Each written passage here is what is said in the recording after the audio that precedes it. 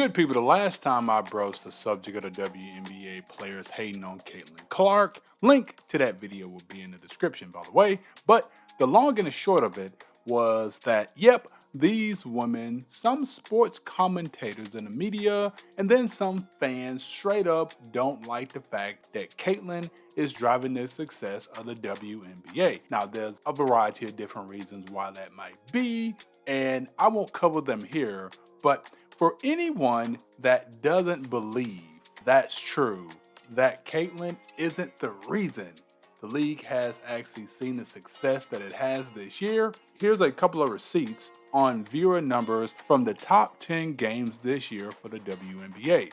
Notice a theme here?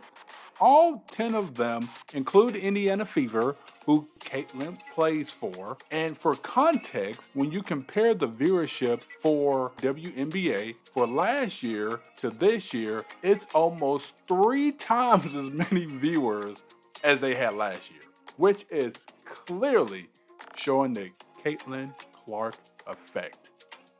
The latest thing that actually brought this back to the forefront, though, was from a game where Indiana was beating the brakes off of the Seattle Storm, and then Skylar Diggins-Smith, who plays for the Storm, decided that since she couldn't get her get back on Caitlin during the game, she decided to bump her during a timeout. Now, sorry for the 720p quality of that video that I just showed of her doing that, but essentially, she went out of her way to bump Caitlin, and no, it wasn't vicious, but the point is, she didn't have to do it, but yet and still, she did it anyway. Now, maybe it's because Caitlin outplayed her in the game, and by looking at the stats that are coming up on the screen right here, she basically beat her in every single statistical category.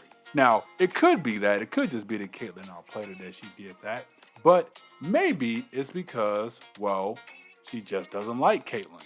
Do I think there's any racism or anything like that here with Skylar? No, I actually do not believe that. There's certainly some animosity though, and that's the unfortunate part. Some WNBA players though don't think this is an issue and even actually see it differently than what I'm looking at it as for what it is, which is some petty nonsense. For example, Lexi Brown from the LA Sparks said in a recent podcast, Gil's Arena I believe, but she said, and I quote, "Let this go. Let this narrative go, please." She was speaking of Skylar Diggins-Smith, does that all the time. That's her. You don't want people to be competitive?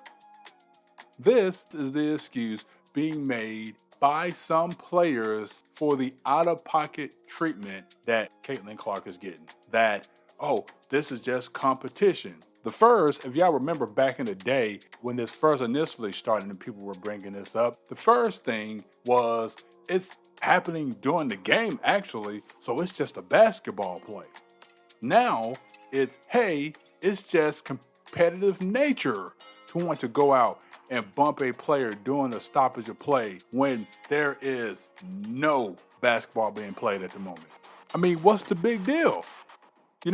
When Patrick Beverly, albeit, yes, it was worse than this, pushed Chris Paul in the back during a timeout, people were holding him accountable for doing that. And since we have, or so I've been told, that there's equal rights for men and women, shouldn't we actually treat the women the same as we do the men as far as holding them accountable when things like this happen? I mean, in my opinion, I believe we actually should. But hey, let me know if you differ in the comments. With the viewer numbers though, the league is getting at the moment, mostly thanks to Caitlin Clark. I would encourage the women of the WNBA to be mindful of this, because if they don't, the league will, and if that happens, that could create more of a target, unfortunately, on Caitlin's back, because we already know that a lot of this is fueled because of, well, jealousy, but maybe, just maybe, that could actually be the method to the madness that the WNBA's league office is trying to ultimately mastermind.